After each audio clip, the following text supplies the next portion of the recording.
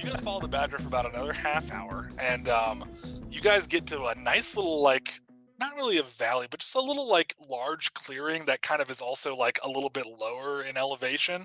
And it looks like there's a tiny little, like, creek that runs through it, really small, but um, out of the base of the trees that are kind of on the slopes of this little creek dell thingy, um, a bunch of little forest animals come out when the badger shows up. It looks like they're his friends. There's some squirrels, there's some badgers, there's some rabbits, um, and there's some mice and some rats, and they all kind of come out. And there's also a couple ravens up in the trees, and they all kind of come out and start chittering excitedly as their badger gets back. And the badger kind of stands on his hind legs and starts like gesturing to them animatedly. And Castan, you can hear him telling them a very detailed account of the fight you guys just had with the two giant birds. So he takes a few minutes to regale his friends, and they're all getting excited and amped up here in the story. I think what I would have happens here is my owl perches next to one of the ravens, and like me and my owl can communicate like telepathically. So like the ravens are telling my owl's telling me what's going on, so I can kind of just tune into this conversation.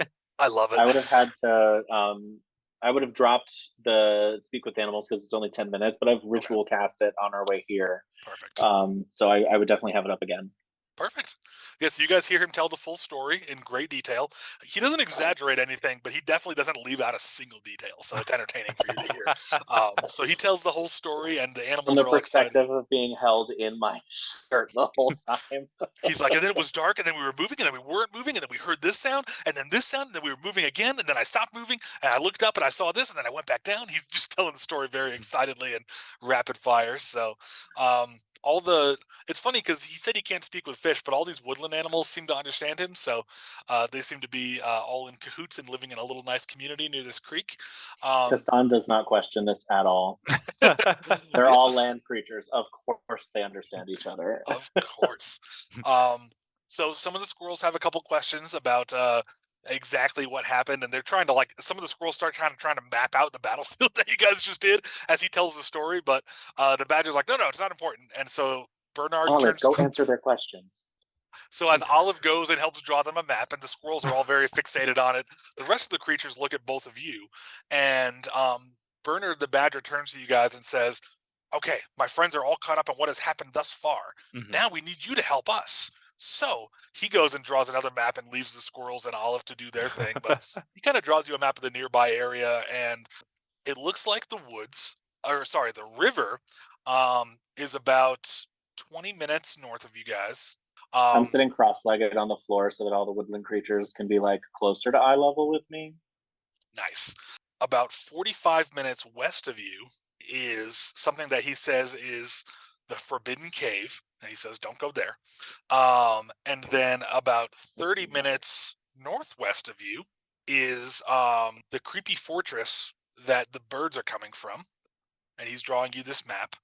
And then he says that the river kind of takes a turn up a hill behind the creepy fortress. That's about another 20 minutes from there. So the map he draws you kind of looks like this. You can tell that Bernard means well and is very detailed and knows this area, but he's not the best map maker. So that's my excuse for my quick drawing, is that Bernard's not a great map maker. Teach him some cartography before we continue. Yes, perhaps. But I will send you his little... I pull out my painter's pad, and then I just sort of like try to map it out just a little bit in more detail, and I'll probably fill it in as we walk. It's very like point by point where he said, and I'm like, well, fill this in as we go.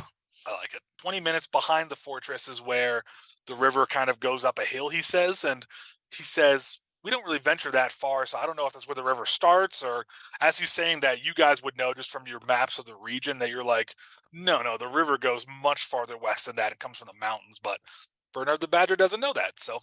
I don't explain that to him. I'm like, it must be. You're right, Bernard. Perfect. Not going to ruin his little perspective on the world. If we were to go 20 minutes to the river, how long would it take us to go to the fort from the river? I'm trying to do the Pythagorean theorem. It would take you 25 minutes. Okay. I'm not going to do real math right now. 25 minutes, yeah, to travel diagonally. So it would be 20 minutes up and then 25 minutes west. So it'd take you, if you went to the river and then to the fortress, it would take you 45 minutes of travel time, plus however long you spend at the river. Whereas if you went directly to the fortress, it'd be 30 minutes. So what I'm going to do is leave this recording so you guys can discuss your route. I'm going to be back in 2 minutes. I'm just going to fill up my coffee real quick. So I'll be right back. Sounds good. Sure. Step into the room. So I'll be back in about a minute and you guys can discuss where you want to go. Yeah. Sweet. Thank you. So I know that he's been saying that the animals are getting sick at the river.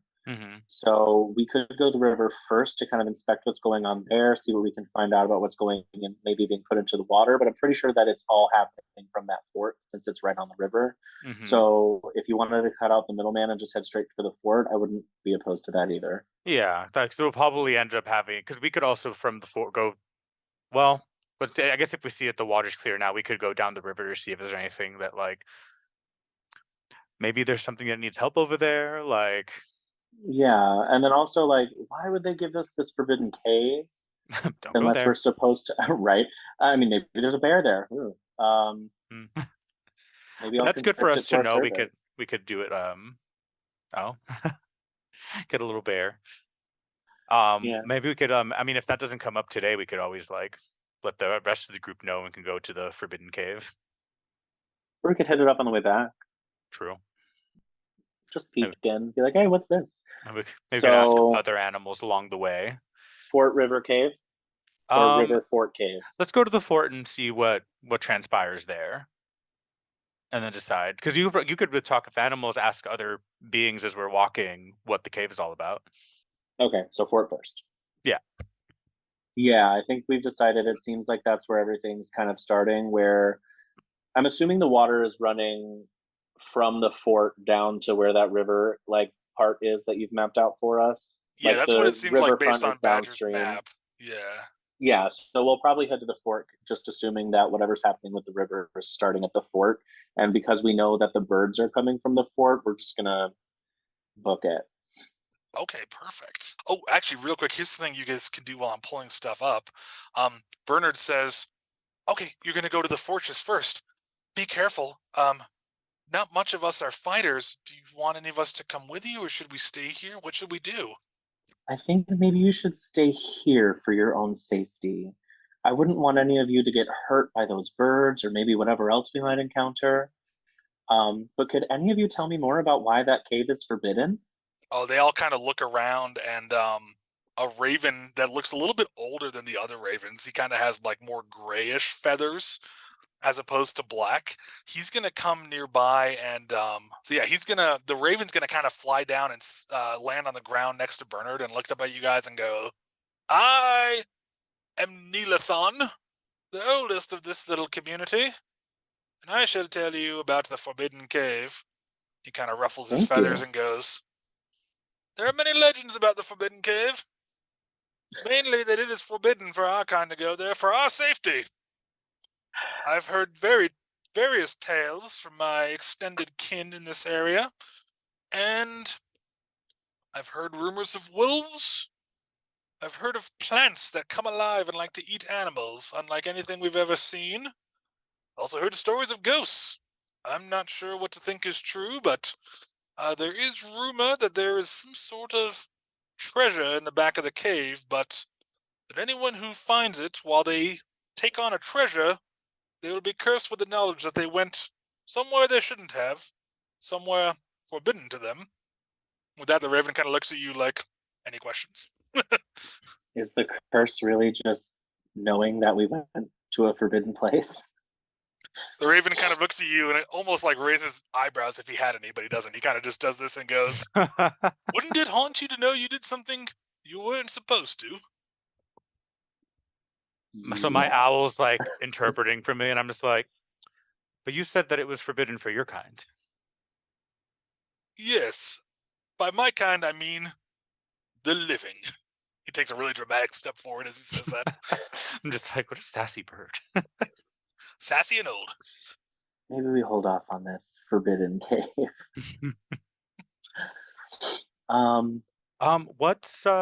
What's going on by the river exactly? So animals are getting sick? Yes. Actually, a little rabbit hops forward, and this rabbit kind of has like it No, looks you like it has can't eat it. it has a couple leaves like kind of wrapped together that makes like a little hat for it. This rabbit, and the rabbit kind of looks at you and starts chittering. And since Castan still has speak with animals and Tide is translating through his owl, the rabbit says, "Yes, I am the town healer.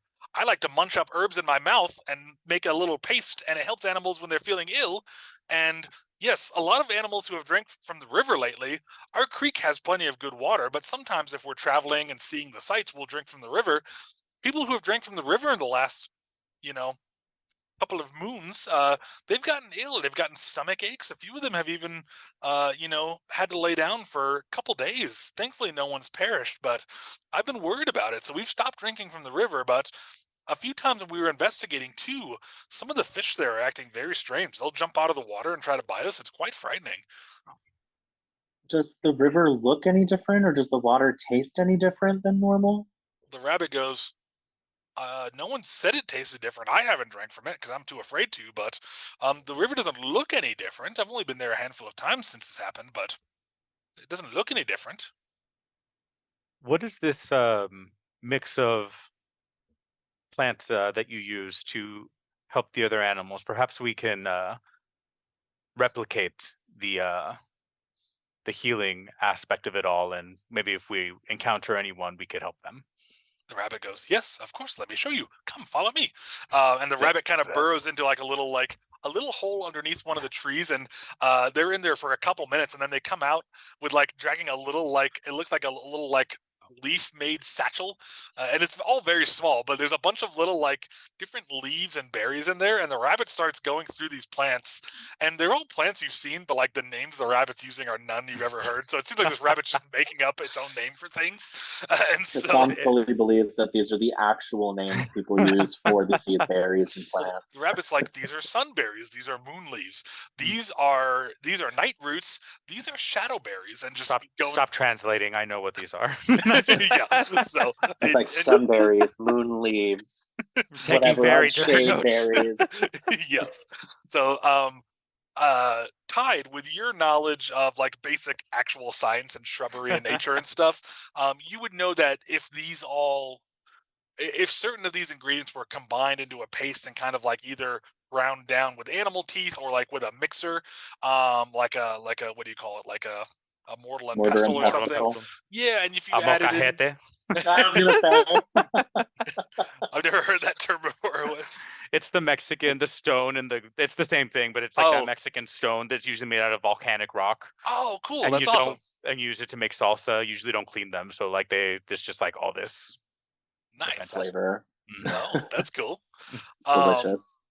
But yeah, so yeah, you would know that if you combined it with water or like the juice of some of those berries, that like it could create a very mild like solve that could like help with stomach upset or like general indigestion. In a human like your size or like a humanoid sized person, it's not really going to have any noticeable effect, but for a small animal it could be a little more potent and help with stomach upset or like irritation or anything like slightly poisonous or toxic. It could help flush it out of the system. So you're like, So okay, it's this makes animal sense. Pepto-Bismol. Exactly. Yeah, it's tiny animal Pepto-Bismol. So yeah, I mean, you could have the rabbit make some for you. That if you encounter any small animals that are ailed, you could help them, but it wouldn't do anything for you guys. Okay. Yeah, I'll Kastan's have gonna some ask just for to. that, and then he'll druid craft a bunch of the ingredients nearby. The rabbit looks at you and goes, "How did you do that? I normally have to forage for weeks to find these to find these ingredients." Well, I saw it, and I was like, aha, and then it just grew there. The rabbit looks at you and goes, "Are you a god?" No, not at all. And then Bernard goes, "I think they're superheroes." We're not superheroes either. The rabbit goes, "Well, we're gonna write tales of you." And it looks over at one of the mice and goes, Tails. yeah, it looks over at the mice and goes, "When these two heroes get back, I want a song written about them for us to sing for ages and generations." And the mice goes, it shall be done, and runs off, and a bunch of mice follow it into a thing, and you start hearing little music, like little whimsical harpsichords and stuff in there, like they're practicing and starting to write a song about you guys. So Castan considers leaving Olive behind to help in the composition of the song. He's like, no, of course not. Sounds like we're going to the fortress first, yeah? Mm-hmm. Yep. I'll cover us in that moss again, so we can kind of mask our scent as we're approaching it, since this is where the birds are coming from. Perfect. I want to make sure that we're not going to be ambushed again by those. Mhm. Good call. One quick thing too, as you're getting ready to gear up and go, one of the younger looking ravens from the community there kind of flies over next to your owl and the older raven that was very overly dramatic. And this younger raven says, I see you have a winged companion here, and kind of nods at your owl, but he goes, would you like me to fly ahead of you and let you know what I see as you near the fortress? I think if you could join my owl and kind of give it the best lay of the land here. Olive Great. joined them, and I put Olive on the owl's head. Or the raven's back, either one. The raven's about the same size as your familiar owl, so whatever you guys want to do. Perfect. I'll prestidigitation a little saddle for Olive. Nice. Olive's gonna go with the raven. So the raven kind of puts its wing over its chest like in a bow and says, I am Gastrathil the raven. Gastrathil. I am one of the watchers who protects this community.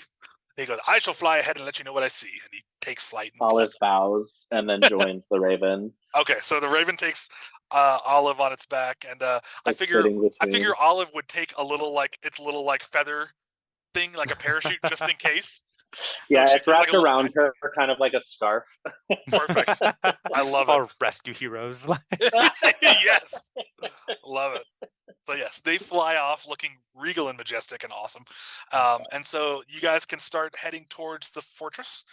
It's again, for these creatures, they're like, it's a far travel, and you're like, that's gonna take us about 30 minutes. So you guys are hiking through the forest, and this will probably yield nothing. I'm gonna make it a really high DC, but just on the off chance you guys find something, can you both make perception or nature checks at a very high DC? And Castan's gonna put on his shoes, seeing as how we need to be a bit more serious now. That's when they say like you're putting the gauntlet on, and for Castan is putting the shoe on. You're like, okay, things are real now. Right. And then I'm gonna guidance myself on this one, just to give a little bit more. For my perception, I got a 22. Oh, okay. Me too. Both 22? Yay! Nice. Okay. Actually, I can do. I can make that 4 and a 12. A nature instead, since I thought you were going to do nature. No, Castan is proficient in nature, but his intelligence isn't the best. So I didn't realize that. I was like, oh wait, I could do natures. So it's a 24 nature. Oh, nice. Okay, great. What you guys find as you're going is you first off, with those really high rolls, you find some tracks that look like similar to the feet size of the birds you fought earlier. So you're like, okay, these animals are right. These birds do seem to be coming from the direction you're heading, and you do see tracks nearby and signs of what looks like them attempting to hunt. And you do find a couple, it looks like mice and rabbit, like bits of bones left over from where mice or rabbits might have been killed by these big birds. And there, you see like on the ground, there's disruption where a scuffle probably happened, you know? One other thing you guys find on a couple trees as you're getting closer to the fortress, you see this strange symbol carved into a couple of the trees, like with a dagger or some kind of blade. You've never seen this symbol before. It seems very rudimentary and basic, but it's also like, it seems very purposefully done. You know what I mean? You guys have found all this stuff, and based on how long you've been traveling, you think you're about 5 minutes away from this fortress. As you're getting closer, the raven named Gastrathil, he flies over with Olive on his back, and he lands on a tree branch kind of close to you guys at about eye level and says, I have scouted ahead. Olive here is a keen companion, and she's very soft. But we've seen the fortress. The watched one is inside, so you must be very careful. There are a few birds around, but they've all gone inside. I'm not sure. There looks like there's 2 of them roaming the perimeter, but there's only 2. Normally there's more, so I wanted to let you know what I've seen. Who is the watched one? We're not sure. It's one kind of like yourselves, tall with long limbs, but it wears a cloak, and it's hard to see its face. I've only caught a glimpse once or twice, but it's not a face like any I've ever seen, I'll tell you that. And it seems like the birds follow its commands, so we've obviously avoided this person thing at all cost. Yeah. The birds in the fortress, where do they go? Are they like do they go to like a pen of some kind, or They go inside the fortress. and they're Yeah. just We're not able to see inside the fortress, so we don't know. Are there multiple entrances? There's one in the front, facing kind of towards the direction you're coming from. There's also an entrance in the back, I think. Those are the only two that I know of.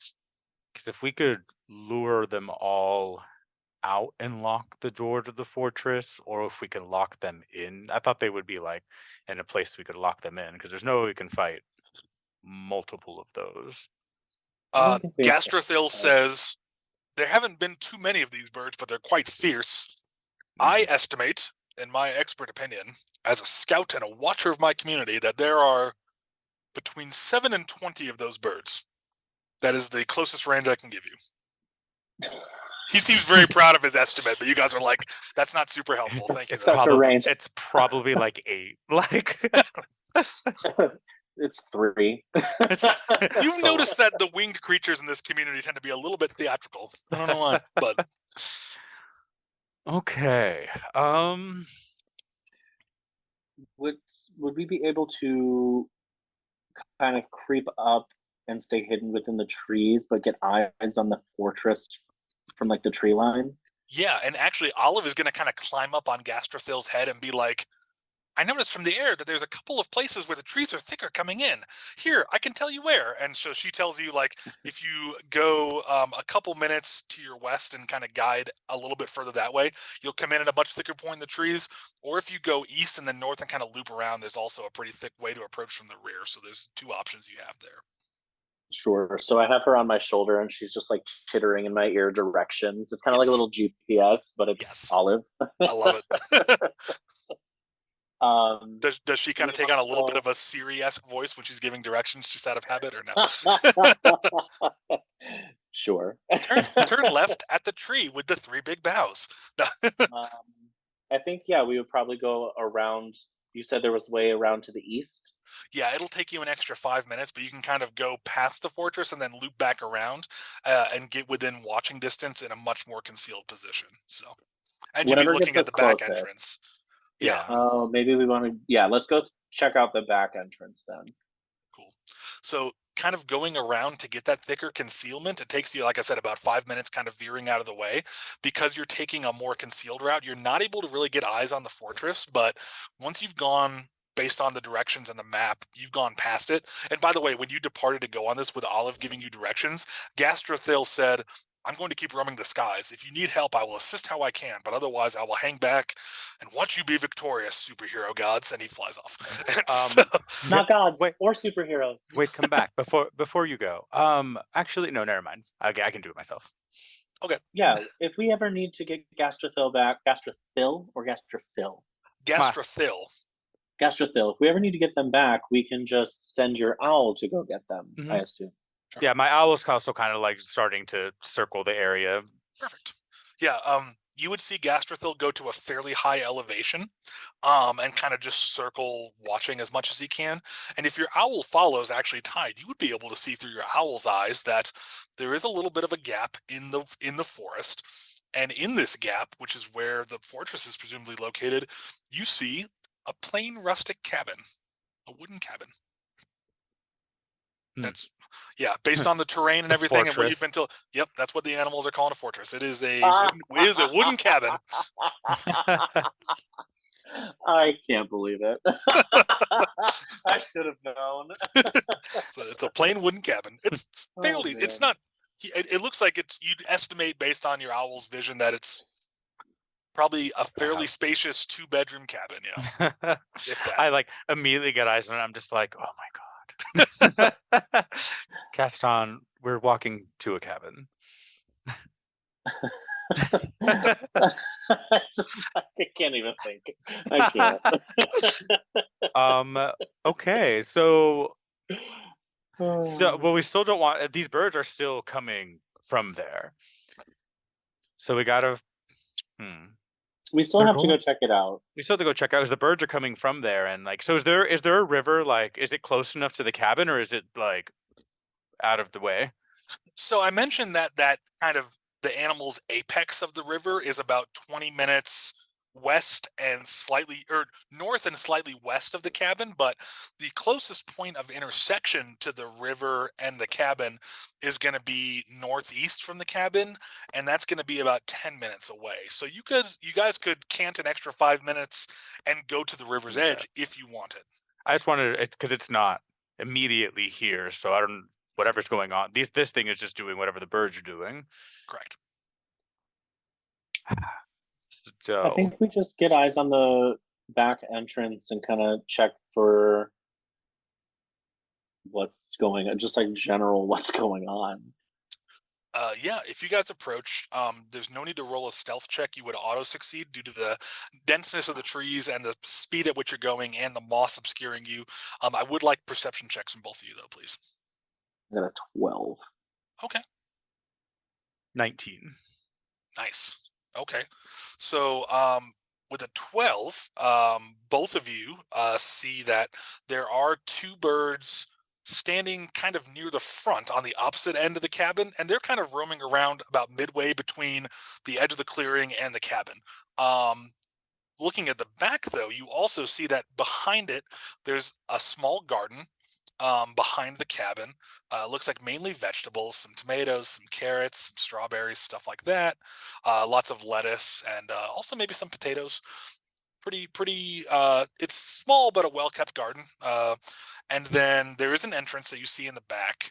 Right near the back, there is actually a third bird just kind of sitting, and it's kind of, it's like kind of curled up near the back entrance like asleep, but it looks like it's kind of on guard on that back entrance. So you spot 3 birds total. And then the cabin windows, the cabin looks fairly new, but the windows are kind of like dark and almost tinted, so you can't really see inside.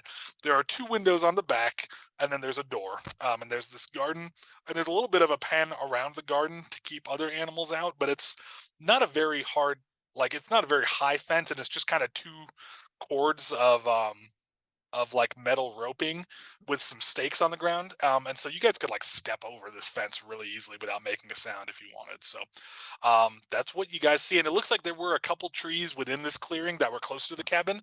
Those have been cut down, it looks like, for lumber of some kind. So you see a few tree stumps in the clearing where it looks like a tree has been felled fairly recently, judging by the surface of the wood. And Tide, you noticed that the trees looked recently felled due to your higher perception. But that's pretty much what you guys see.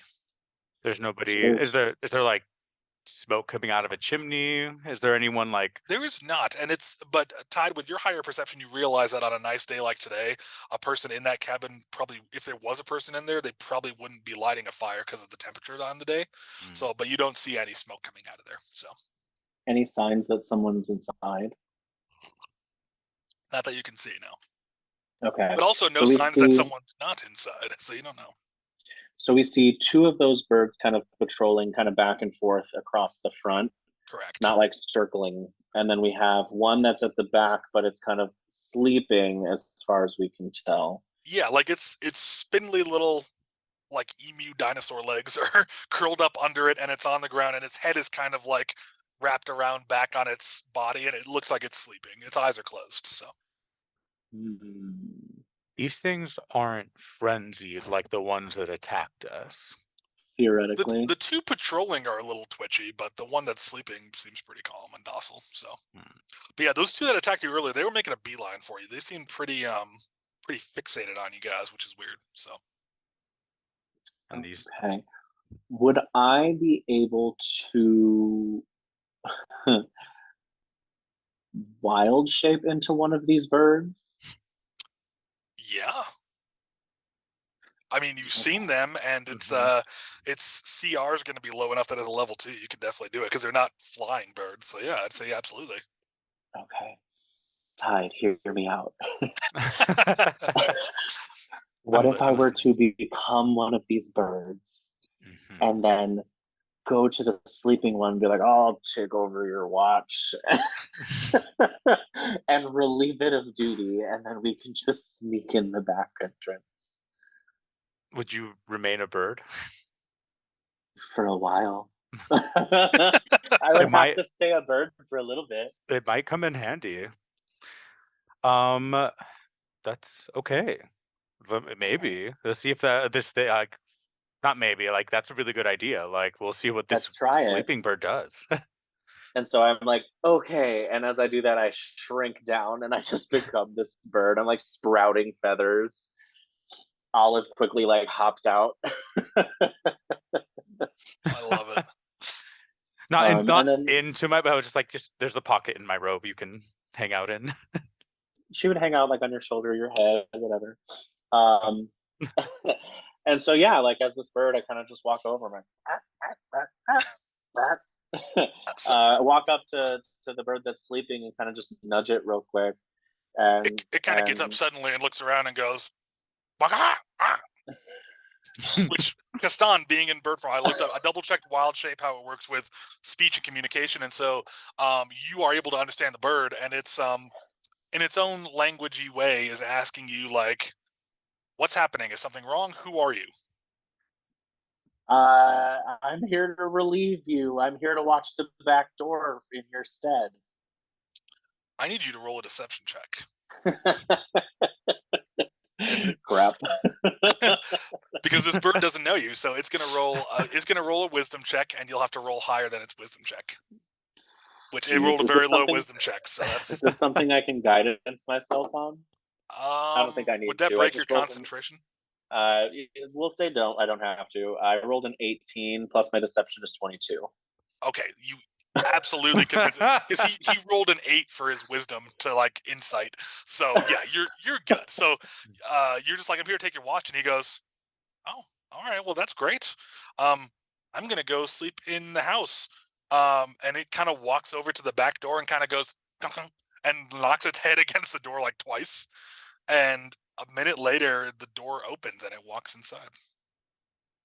And the door stays open. See anyone open the door? No.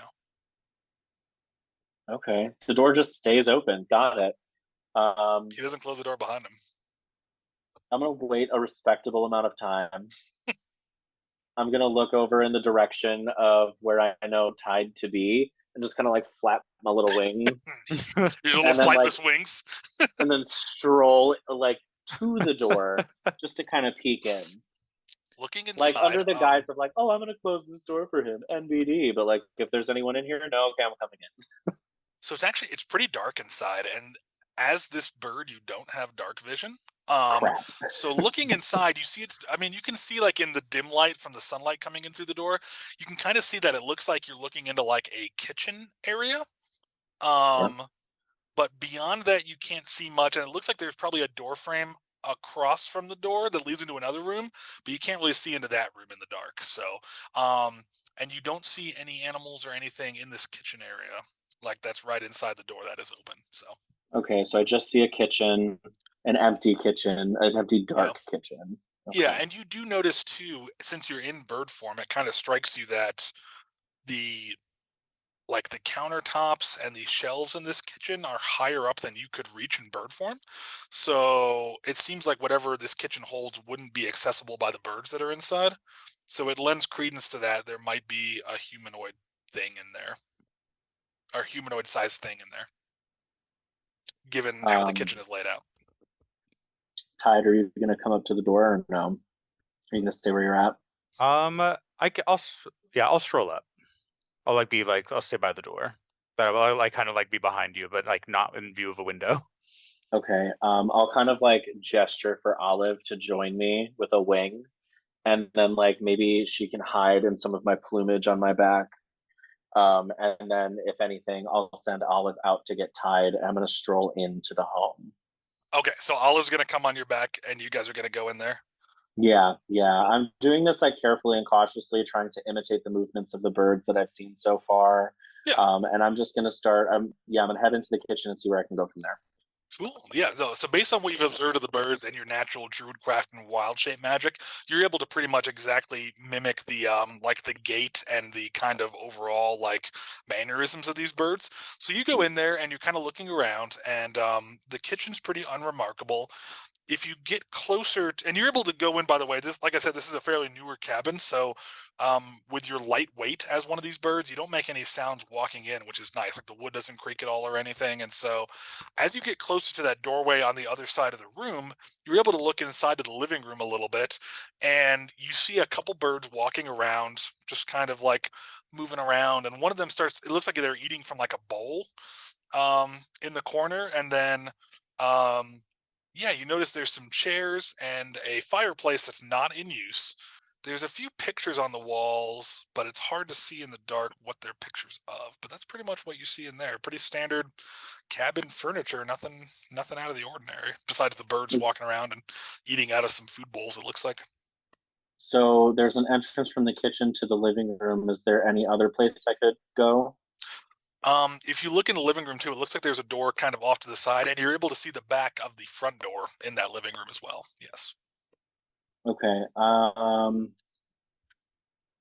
We're gonna try and, without the other birds noticing, or maybe without making myself seem too suspicious, I'm gonna try and go down that hallway from the kitchen into the living room to the hallway.